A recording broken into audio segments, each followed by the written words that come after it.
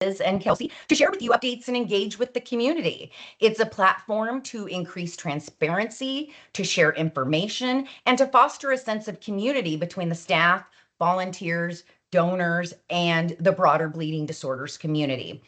The town hall serves many purposes. It ensures that everyone receives the same information simultaneously, reducing anything that might be. I always know that when chapters go through transition, it doesn't matter when it starts, but the rumor mill always starts. Have you heard this about this chapter? And usually 99.9% of it isn't true.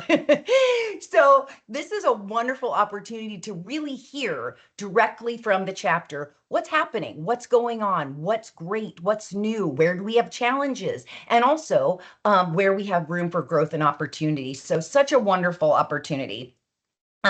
It allows a forum for interaction, allowing stakeholders to ask questions and offer feedback. And really, we want the community to feel heard. We want to hear what you have to say so that we can make adjustments to make sure, because our mission is to serve the people with bleeding disorders in our community. And that's what all of these wonderful board members and Liz and Kelsey are doing in Illinois. We're going to have key updates on projects and financial performance and strategic goals and some other important organizational matters. It gives us a chance to acknowledge achievements, recognize contributions, and boost morale and support. Just a few housekeeping details. The board and the staff will be providing the updates from BDAI, from programs and services to advocacy to financials, and even really getting an opportunity for you to get to know the board better. Should you have any questions, please post them in the Q&A. I will be responding to or reading out the questions, sharing them with the board members for answers, myself and Kelsey. So if you have any questions that you have or any comments, please type them into the Q&A section. And that's found, I don't know, a lot of people, sometimes Teams is a little bit different from Zoom, but for the most part, the Q&A is at the top bar right next to the chat. So it's usually between chat and people. So if you're having trouble finding where the Q&A is, it's on the top bar between the chat icon and the people icon. Through this goes without saying, I don't think I even need to say this, but I think it's very important. Ground rules are really important. Be respectful, be kind, and show grace and respect to those who are on the call and the board and staff that are here, really giving their time to do this. I'd like to just give you a really brief overview of the agenda. We'll begin with introductions of the board and the staff, and then follow up with what's going on with BDAI, which we know you're all excited to hear because there's been some really great stuff happening and we can't wait to share it with you all. And we really want to hear from you. We want to know what we can do to help you. We want to know how we can make the chapter what you want it to be and meet the needs that you need and meet you where you are. And also to help us set the direction of the future of the chapter. There's lots going on. There's lots of changes, and your direction and input really helps guide the chapter leadership to make informed decisions. And then, so your mission, very clearly here stated, to improve the quality of life for the inherited bleeding disorders community by supporting individuals and their families with unbiased information and resources that help all affected live healthy and active lives. Now, I won't give the board a pop quiz and see if they can do that without reading it. But that's the mission, and it's a fabulous mission. And really, that mission should be driving every decision that's made by the chapter. Our job is to serve the bleeding disorders community. And when you use your mission to drive decision making, it really creates an environment where everybody feels heard and listened to and getting the services that they need. So, without further ado, I'm going to turn it over to Sammy Valdez, the BDAI president, who's going to talk to us and introduce herself. Hi, I do want to take a second to let you know that we are recording this presentation for later use. So if you do not want to have your camera on, you do not have to, but we are recording. So now I'll go into my slide. I am a wife, a mom. I have 2 girls. We've been in the bleeding disorders community for a little over 15 years now. it's been a journey. All three of us have bleeding disorders. My husband has not been tested. He's not a blood guy. So welcome to a bleeding family, right? So he's not been tested. It doesn't matter to us if he got tested or not because the girls have it and we have to treat them. My daughter Jamie has a few other disabilities, so I am in the special needs community as well. I've spoken on our national chapter level for many years as a Lee and as an advocate for all of the bleeding disorders community, and I enjoy that very much. And I really have big dreams and hopes for BDAI, and I'm proud to serve as the president to help make those dreams come true. And one major one is to get all throughout the state of Illinois. And a second one is that all program be in both English and Spanish so that our communities can be together and not separate. So I will pass that on now to Iftikhar.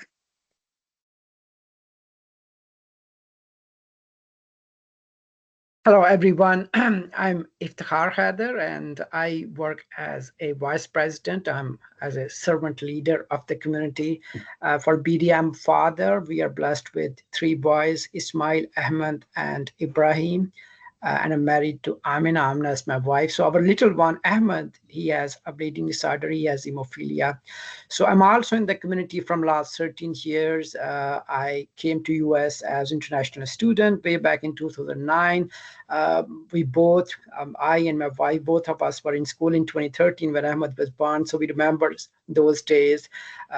We were quite, shocked by that because it was our first case in the family. But then through Lori Kings, we connected with Bleeding Disorder, Alliance of Illinois, and we got a lot of guidance and support through that community. And I'm very excited. I joined that community, and then I'm serving it for a while as well. And we are trying to build a new kind of trust, growth, and collaboration. And this today's town hall is a step in that direction as well. We are very excited that you guys joined us, and we are looking for more feedback, more inclusion, and we are aiming to make our programs more purposeful, multilingual, and inclusive. Thank you very much for joining us today. Jenny. Thank you. Hi, everyone. It's Jenny Moore here, BDAI's board treasurer. I've been the treasurer here since 2023. I am married to John. My son's name is John, and my dad is also John. So it's Jenny and the three Johns. My son John is 11, and he's part of the third generation in my family to have severe hemophilia. So I've seen the good, bad, and the ugly. I am a vice president for standby letter of credit product advisor for JP Morgan Chase. And I am also part of HF Michigan's Leader in Action, LEA cohort. I'm also assistant basketball coach. The most recent thing we're involved with is Johnny joined Scouts. So I'm a proud Scout mom. And my passions are my family, outreach, travel, and fun. And I really look forward to building what we're calling BDAI 2.0 with all of you. And we're here to serve you. You are our community members. Thank you for your time. I'm passing it off to Margot. Hi, everyone. Thanks so much for being here tonight. I'm Margot, and I am here because of our adopted son, Oliver, who is now 13, and he has von Willebrand disease type 3. We adopted into this, so we started from scratch. I am a musician by trade and training, and Joel is director of IT at the Holocaust Museum in Skokie. And Oliver, I think he wants us to still be on the SWAT team when he grows up, much to my dismay. And the slide just stopped sharing. So I'm just really glad, thank you, to be part of this organization. It's helped us so much, and I really hope to give back. So I am passing this off to Isabel. Hi, everyone. My name is Isabel Batnani. I call Skokie my home. I live here in Skokie with my husband, Basil, and our 4 kids, Grace, Julia, Anthony, and Christian. I work as a program administrator. I was a former professor. I gave that up, though. I miss it, but I'm enjoying working in the IT world as a program administrator. My son, Anthony, has severe factor 13 deficiency. It affects 1 in 5 million. He is the first one to in our family, in the Batmani family. BDAI has helped us to navigate through some like the first time encounters and the first time experiences, and really helps to support individuals like my son navigate through the health challenges that we face.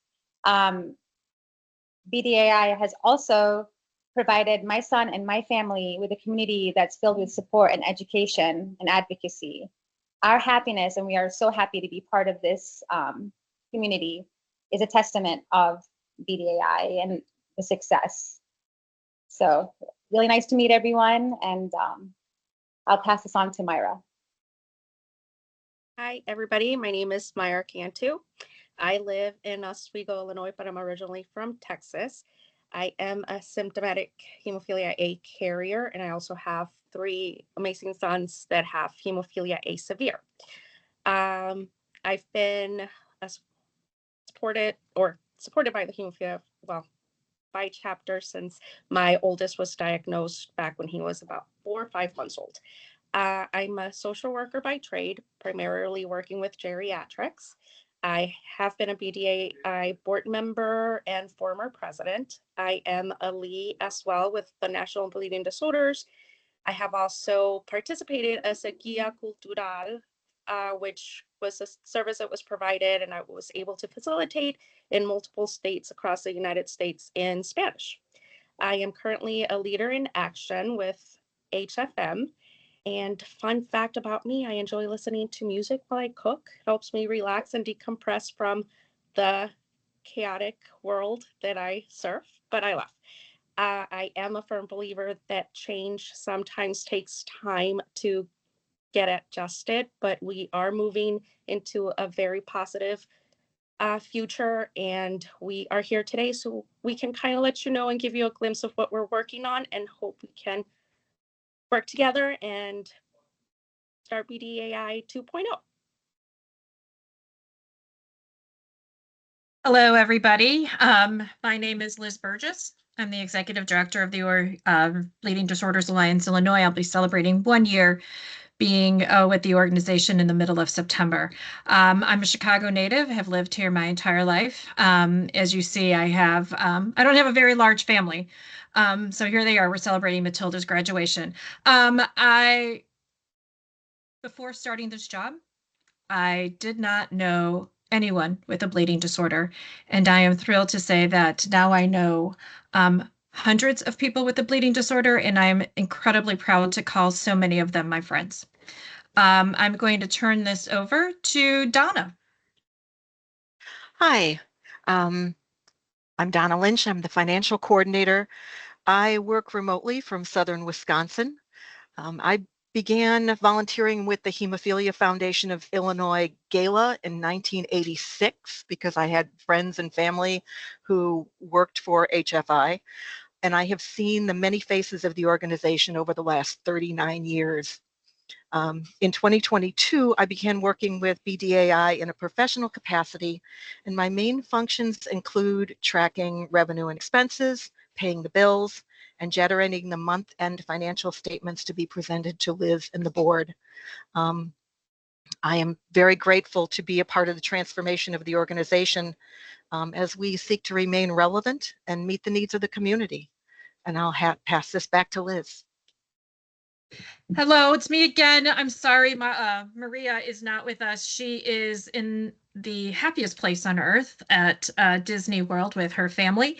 Maria is our outreach consultant with our Hispanic community. She is a retired hematology nurse of 44 years. She worked at University of Illinois as well as Rush. And she's been with us since 2019, and everyone in the Hispanic community knows Maria and absolutely loves her. And finally, I'm passing this on to Kelsey.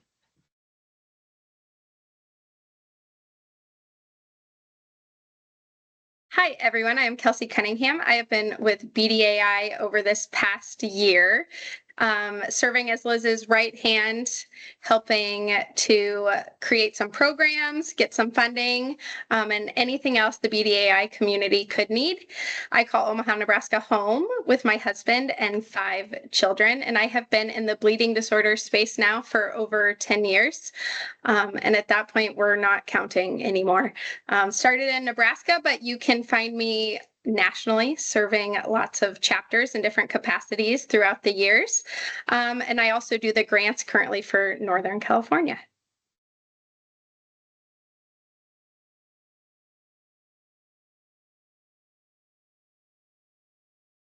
I am, I think, Christy, we have space, Sorry, but I that's was trying okay. to answer. Sorry, I was trying to answer some questions in the no. chat, and so I was trying to multitask. First thing that's not okay. to do.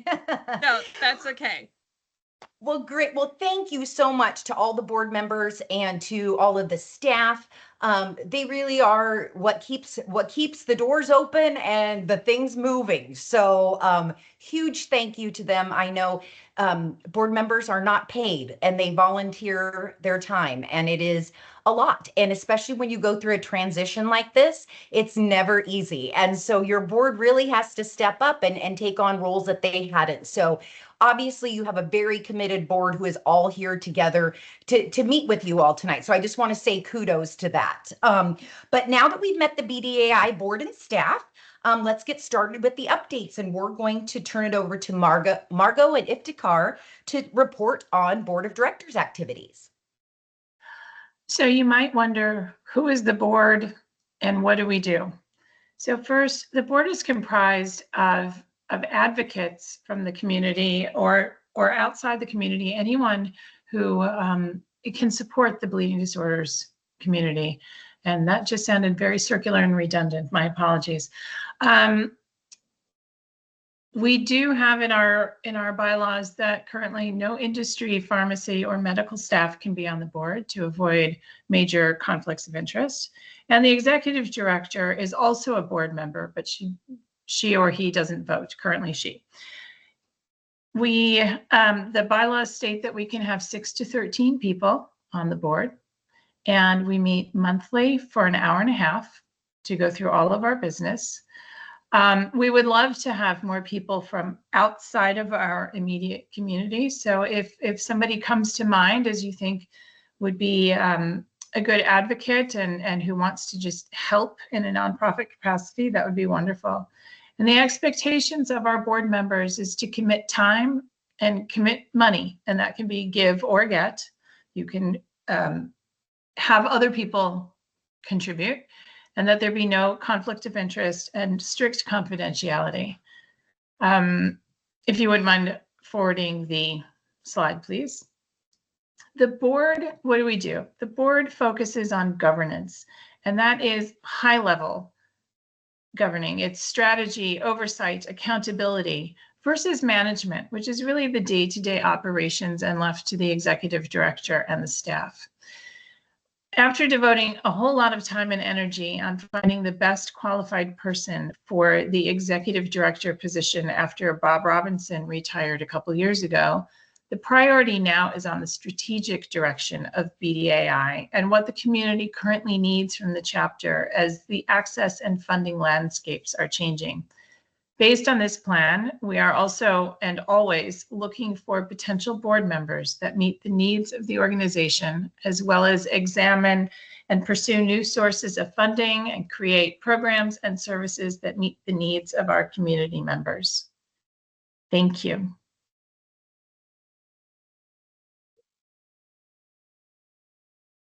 And next, we will turn over to Jenny and Sammy for an update on our financials and our building. Actually, I'm going to do the financials and the building here. We had a little swap. All right, thank you. everybody. So for financials, there's been a lot of change over the past year, and luckily we are heading in the right direction. We have had a increase of over $91,000 in net income, and that's versus the same time last year. We are up 82,000 in revenue year to date over this time last year, and our increase in our net cash, our cash increase is 36,000 over this time last year. So we have a little bit more liquidity, and that was even after we had cashed out a CD as well. So that's even taken that into consideration. Last year we did. So right now we got accounts receivable at about $40,000, and that's for our invoices that are out to pharma, and for fundraisers for advertising and such. And we currently have deferred revenue of about just over 90,000 for revenues that we have for future events that's on hold. So we've been working hard. Our goal right now is to continue to reduce our operating expenses, and hopefully be able to hire somebody to help with programming soon. And so if you would advance to the next slide. One of the things that we are trying to do is reduce our monthly reoccurring operating expenses that are not necessary. And with that, we are in the process of selling our building at 210 South Des Plaines. It's up for sale. We had a contract earlier that fell through because the buyer could not secure funding. But as of now, we are under negotiation on a very viable offer. So we're keeping our fingers crossed that everything goes in the right direction, and we will be out of the property and the expenses that come with it. And then I would like to pass it on to see who's next. Programs and services. It is Isabel and me, so I would Thank be you. happy. Thank you so much, Jenny. I would be happy to provide an update on our programs and our services. Since I began my tenure with BDAI in mid-September of last year, we've been working very hard to rebuild our relationships with our funders, with the community, with members, HTCs, and other BDAI constituents. With a staff of one full-time person, me, and 3 part-time staff people that almost comprise a full-time person, we are proud to say that in 2025, we have had nearly 425 individuals participate in BDAI programs. We have provided $7,383 to 9 families in who are experiencing a financial emergency. In the first 6 months of 2025, we've provided support to nearly the same number that the same level of funding as we did in 2024.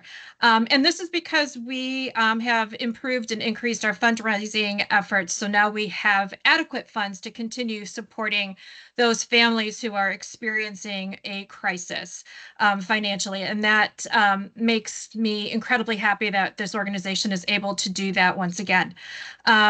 With the generous support of the Kruger family in 2024, we awarded $10,000 in scholarships to 7 students pursuing post-secondary education. This is, I think, one of the most wonderful things about what I do is seeing young people pursue the dreams of their future through education. Scholarship applications are currently being reviewed by the Kruger family. In fact, Mom reached out to me, Karen reached out to me today and said that she is so excited by the level of applications, and that once again, she is looking to award $10,000 in scholarships to our applicants, which is very exciting. Hopefully we will notify them all tomorrow. We have offered 11 educational dinners and fun events throughout this last 6 months, including a rooftop Cubs game, World Hemophilia Day, a teen advocacy retreat, which was virtual yesterday, Tuesday, we hosted a Ruby Connection, which is awesome. There's other programming coming up in the fall, which I think is going to be robust. And I think we also have some pretty great ideas for 2026. So I always encourage people to follow us on social media, check our website often for programs and events that pop up. So in a moment, I'm going to have Isabel talk to you all about experience with Camp Bold Eagle. But first, Isabel, you have been to so many of our events this year. I think quite possibly you've attended more than I have, and I thought I was going to a lot of them. Please describe to us and to the community who is present here tonight what it means to you and your family to come to these kinds of events. Thank you. Yes. So, and I say this with a lot of passion. So we are part of many communities, right? School, work, neighborhood, faith. But there's something different about our bleeding disorders community.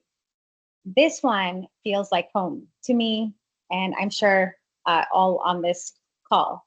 My family and I go to the Bleeding Disorders Alliance events, not just because we have to, but because we want to, because it is our community. We show up to the walks, to the educational sessions, to the family events, because we see ourselves in the faces around us. We've made friends here who understand things most people don't, like things like hospital stays, infusions, surgeries, and fear, but also things like hope and resilience and joy. So we go because every time we attend, we leave feeling stronger and less alone. My kids see others just like them, and I see parents who just get it. We learn, we grow, we laugh, and we support one another. BDAI isn't just an organization to us, it's part of our lives. Being on the board is an honor to me, but being part of the community is a gift and a blessing. We go to these events because they remind us we're not alone. We're in this together. So that's what Thanks, Isabel, because I feel that way too. I feel this community has truly welcomed me in as family. Isabel, tell us a little bit about Camp Bold Eagle. So Camp Bold Eagle this year, and Anthony and my daughter Julia went, and they had an amazing time.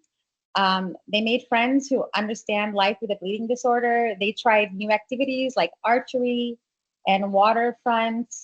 And they came home more confident, feeling more connected and proud of who they are.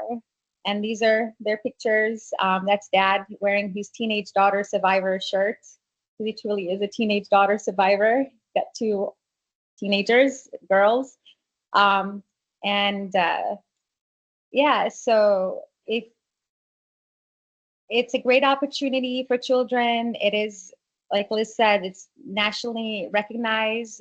It's a great experience. I know that Jenny's son was with my son Anthony this year, and they keep in touch. They started a club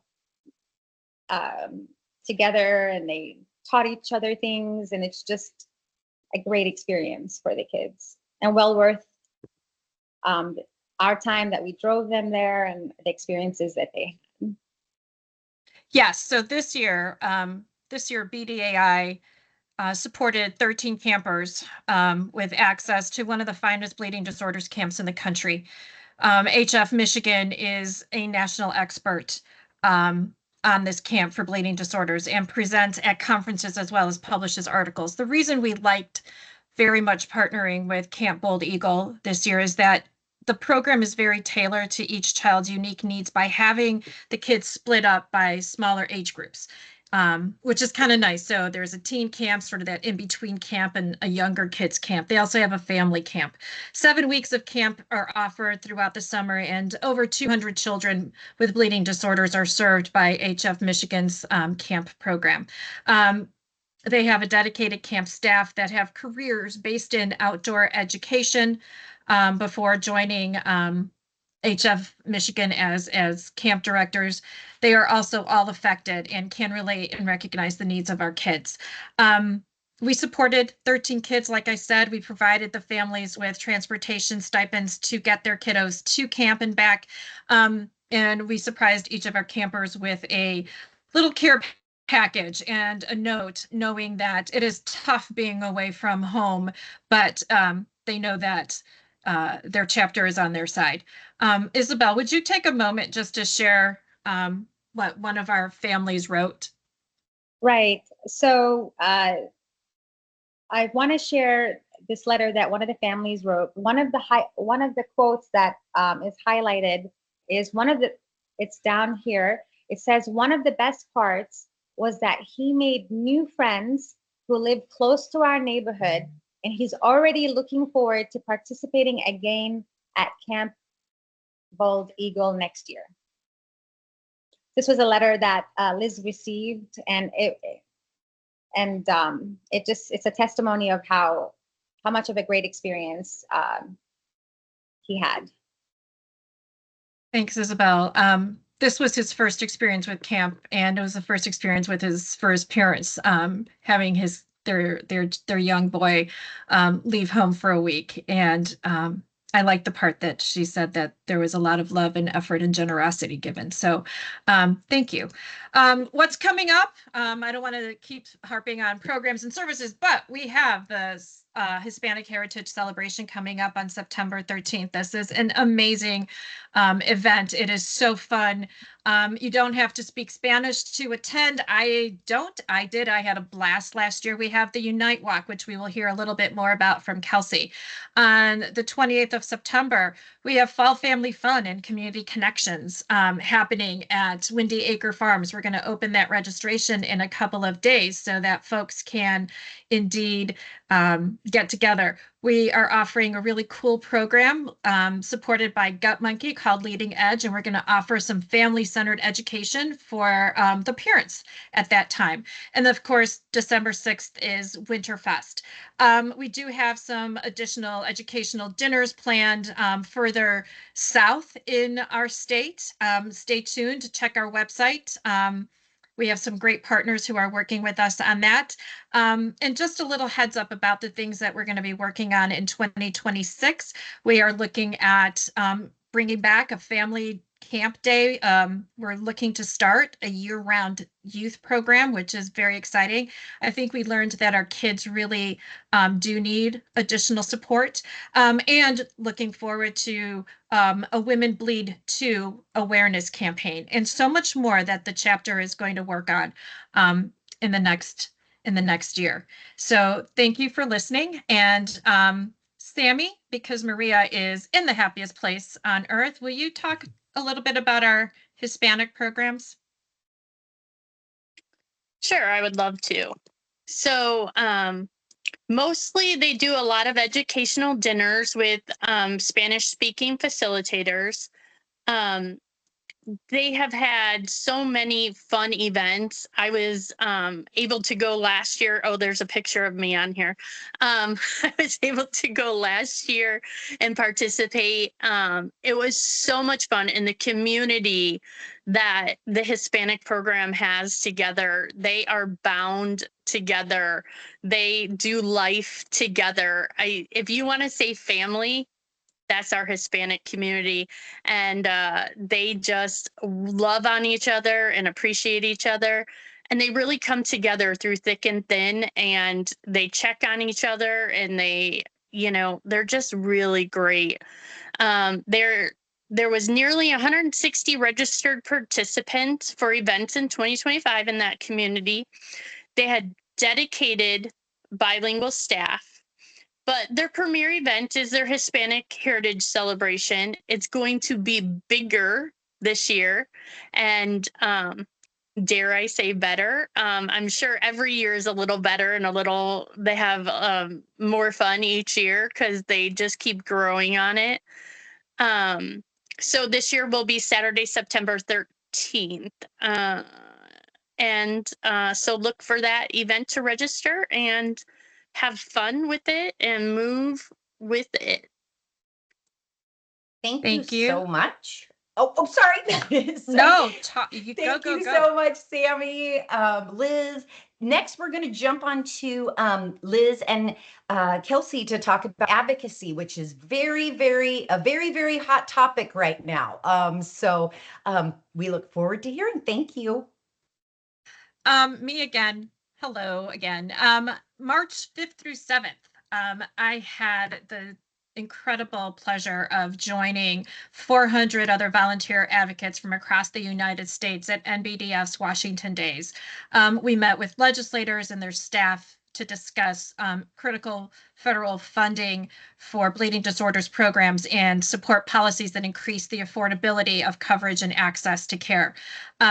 Representing the Illinois bleeding disorders community and using our voices to amplify and push for policies that protect access to care was, I have to tell you, not just exhilarating to me, but also empowering.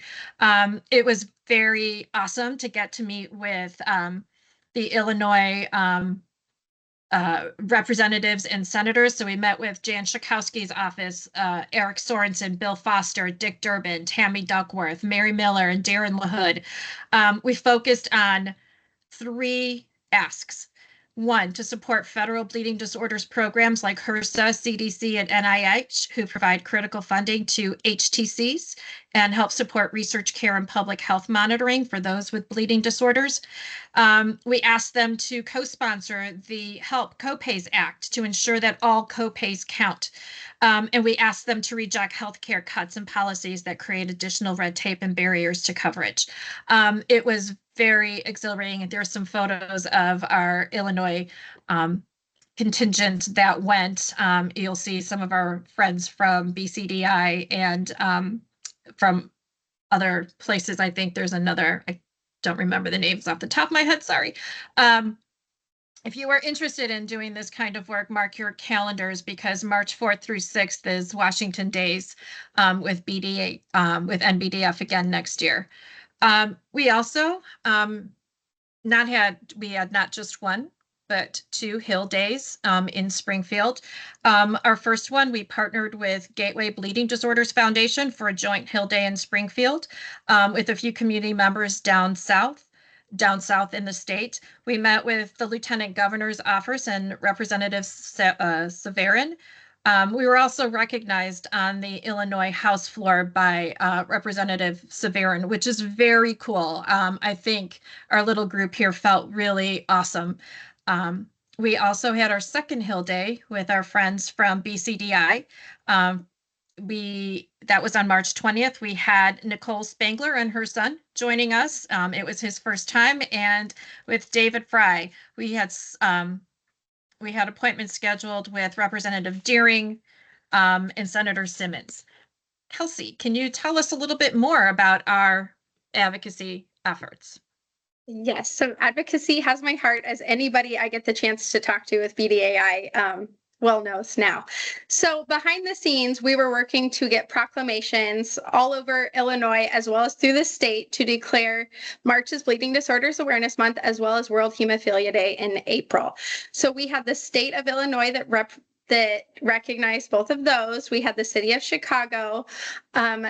Multiple board members also went out, sent emails, made phone calls. They were able to get their own towns and cities recognized, which is amazing.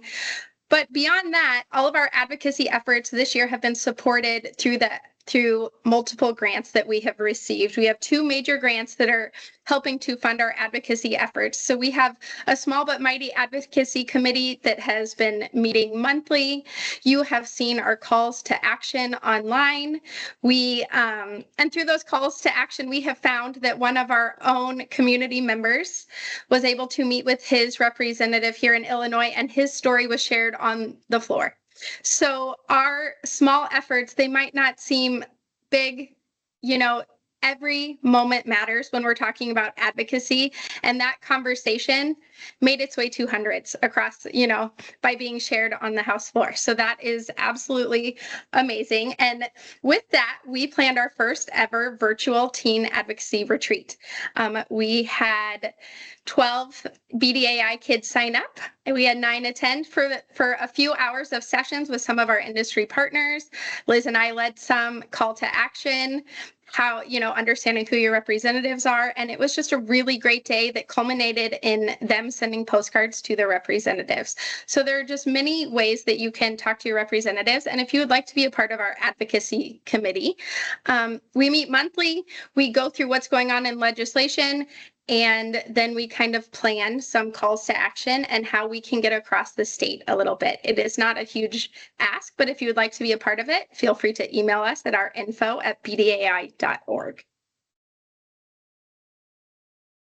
Thank you so much, Kelsey. And I was able to hop on the teen advocacy retreat, and it was amazing. It was amazing. So Liz and Kelsey did such a great job and just provided wonderful information to start getting young people excited to be the voice of the organization and of the bleeding disorders community. So teen programming is definitely in my heart too. And my second favorite thing in the world is the Unite for Bleeding Disorders Walk. And we have Kelsey here who leads up the Unite Walk, and we're going to hear from her about all this exciting stuff for 2025.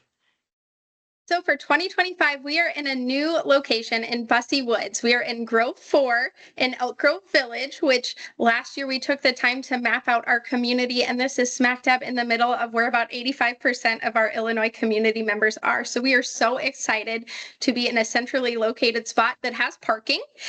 And as far as we know, bathrooms that we do not have to bring in. So we are more excited about that.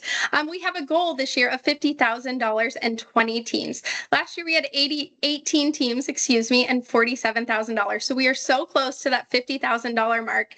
And through your fundraising efforts, I know we can get there. We have one phenomenal board member who I'm going to call out right now. If she will just provide one quick moment fundraising tip, something that brings her back to the Unite Walk year after year. And her efforts are $10,000 every year. And we are so proud to have Margot serving BDAI in the capacity that she chooses to. And I would love if you can share a couple moments, Margot. Wow, thanks, Kelsey. We love doing the walk. It's a great time to see everyone. It's a perfect vehicle for letting people know why we do what we do, why we're involved in the community. And if I had one tip, it's create an email, just a short couple of paragraphs, and send it to everyone you know. You might be surprised by who donates or who donates a whole lot more than you thought, but you just never know. So reach out to everyone. That's it. Thank you, Margot. Thank you for that. And I will say, while everybody sees Margot as a $10,000 team, it's the reaching out to everyone she knows. Her average donation is around $65. So Margot, kudos to you for reaching out to every single person you know and sharing the story and connecting with them to connect to BDAI. Thank you so much, Kelsey. And definitely, like I said, love the walk. So definitely it's coming up soon. So it's never too early to get registered and get started. So if you haven't registered, register now. But our next thing we're going to talk about, we're going to bring Myra back to really talk about how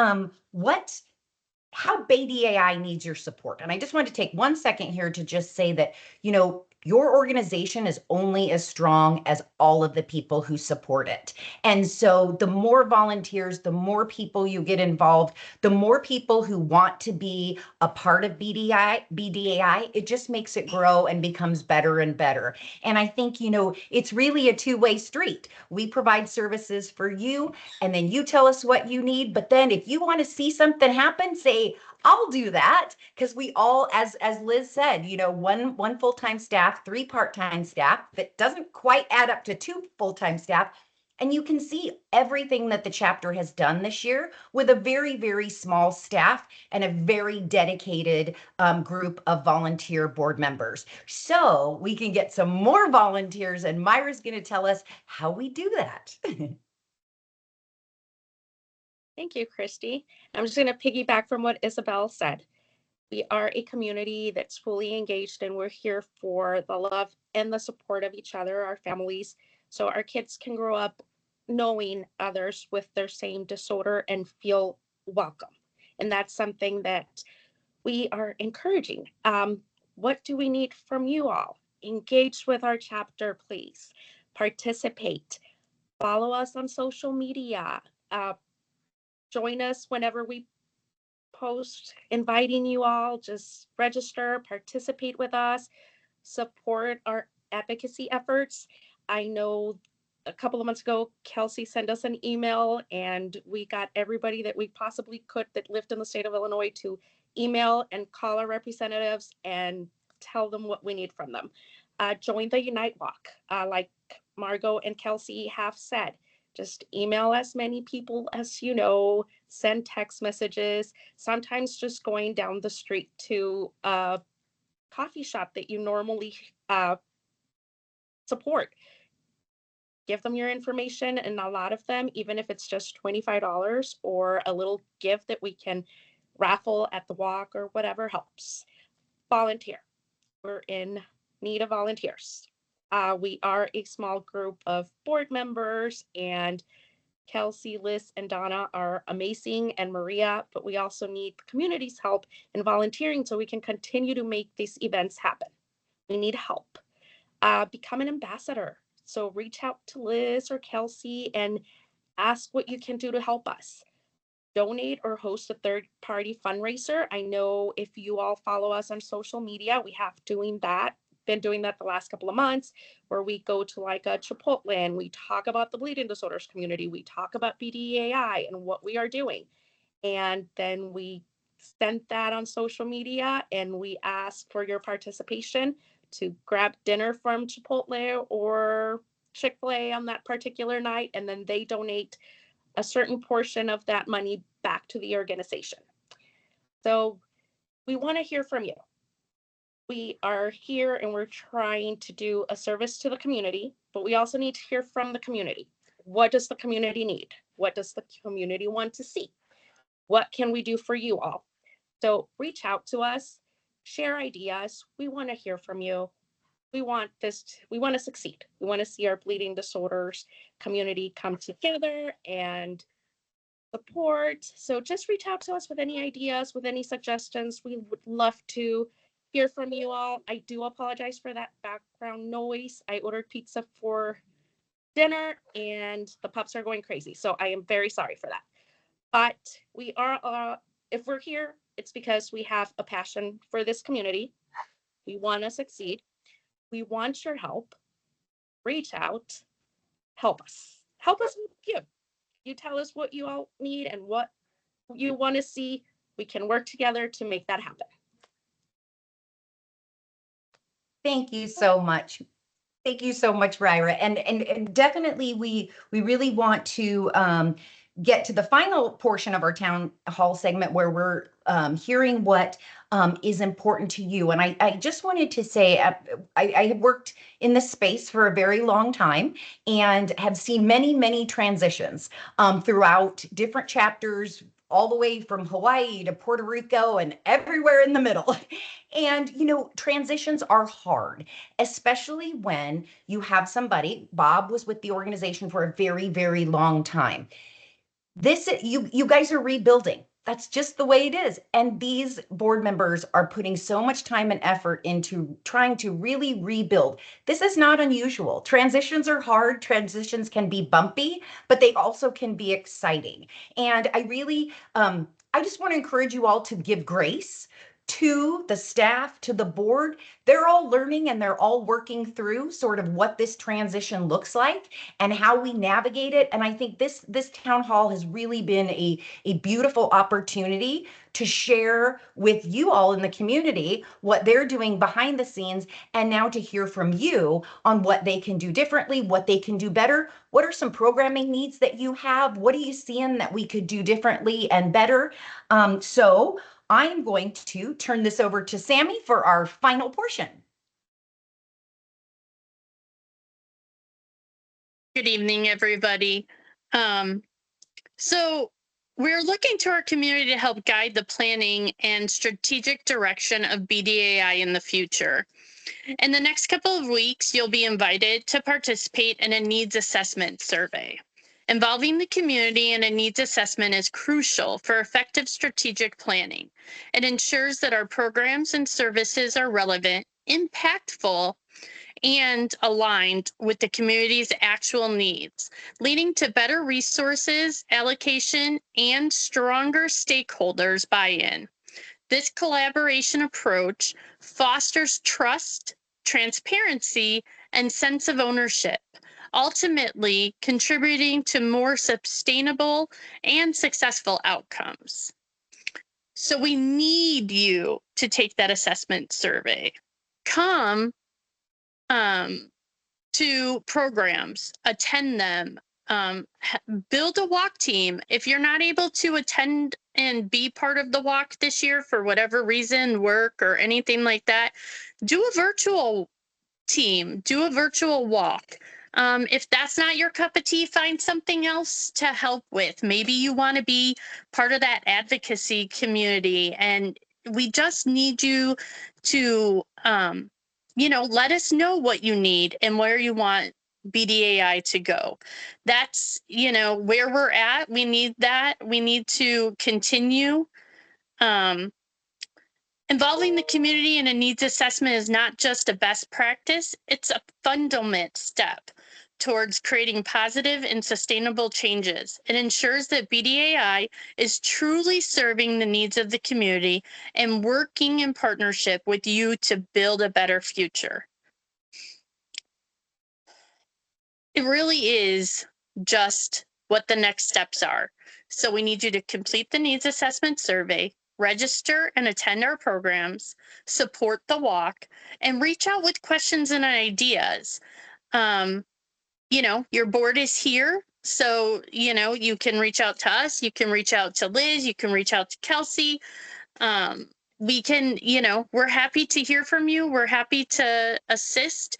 If we don't know the answer to a question, we'll find the answer. I mean, we're not, maybe it's a question that if somebody sends a question, maybe it's a question to answer the question, we have to consult the whole board to get the answer because, I don't speak just for myself, I speak for the whole board. And so I don't want that to be how this, we are here and we're here as a team and we work as a team. The board has worked very effectively as a team this year and really pushed to get to where we are and what's going on.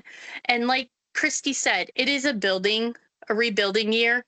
And it's even next year is still going to be rebuilding because it was later in the year that we lost, everything and had to start all over with Liz coming on. She hasn't even been here a full year yet. Now we're almost finished. So to wrap up, where are we at? I need to take a moment and thank our sponsors. Without our sponsors and our partners over the last year, we would not be where we are today, and we would not be where we are going in the future.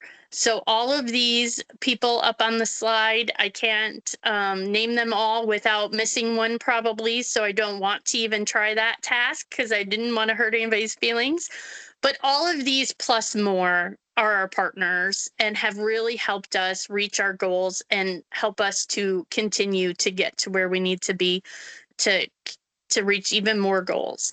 And with conversations that I and Liz and Kelsey and Maria have had with our partners, they're more than happy to help us in this next step, and they're excited to partner with us.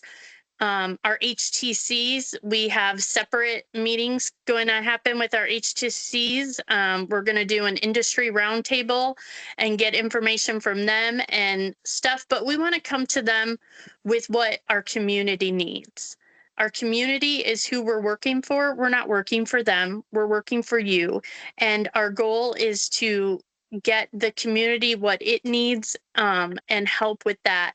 So in order to do that, we need that needs assessment. I know it sounds redundant. I know I keep saying it, but it really is important to us to be able to move forward in getting that. Christy, back to you. Thank you so much. We've been getting some questions in and comments in the chat. Please feel free if you have any additional questions, anything you would like to say, please put those in the chat. We will try to answer them.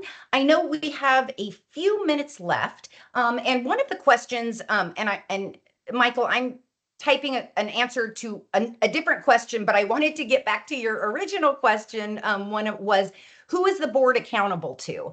The board is accountable to the people that they serve.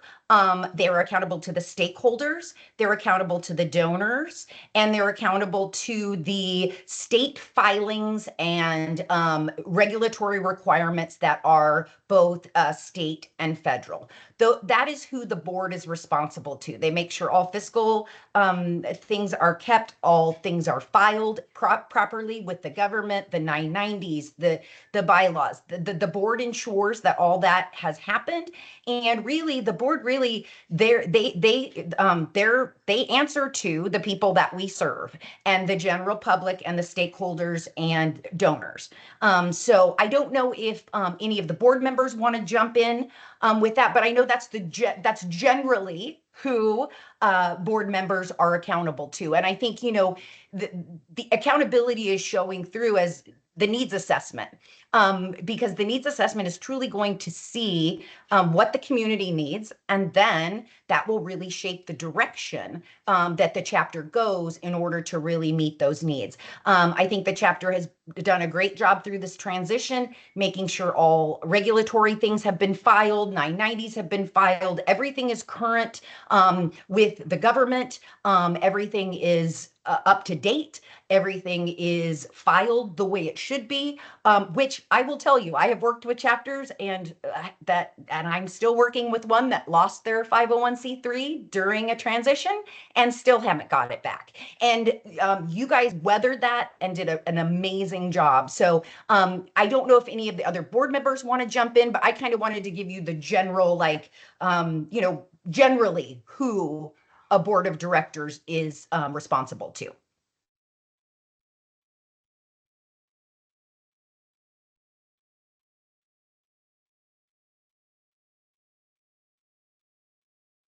I just want to add a couple of points that as it's a volunteer role, and I think all of us, we are leading with the insight, with intention, with the purposeful ideas, and we want to improve, of course. That's what BDI 2 is.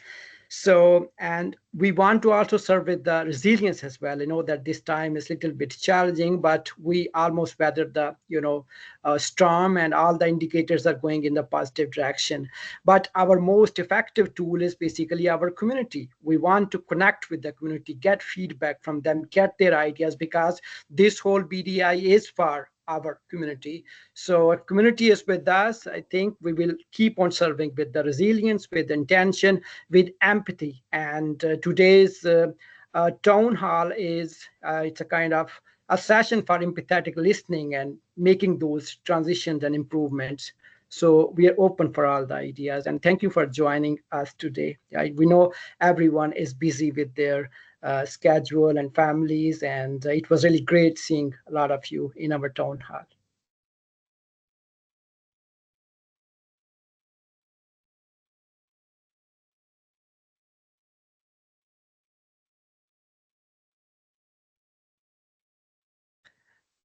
Wonderful. I- Oh, sorry, go ahead. No. Please go ahead. I was going to say, I don't know if anyone has any other things to add.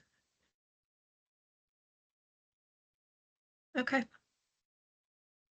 Well, thank you all for attending. Thank you for having me. I so enjoy this, being out in the chapters, although I'm not directly with you, but being with you on the phone is where my heart lives. And I just want to once again say what an amazing job.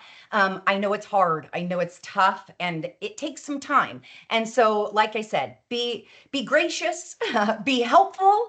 And if you want to see change, be the person that gets in and helps make the change. So we look forward to you filling out the needs assessment so really can guide the direction of the organization, and really look forward to hearing all of your feedback that really is going to really move the chapter in the direction that it's already going, but at a faster and more exciting pace.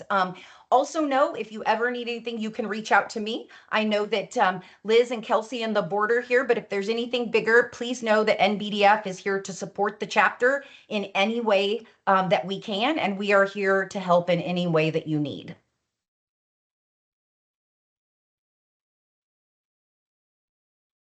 Thank you. Thank you. We appreciate that. Thank you. Yeah. Thank you. Thank you. Thank you, everybody. Thank you. Thank you, everybody. Take care.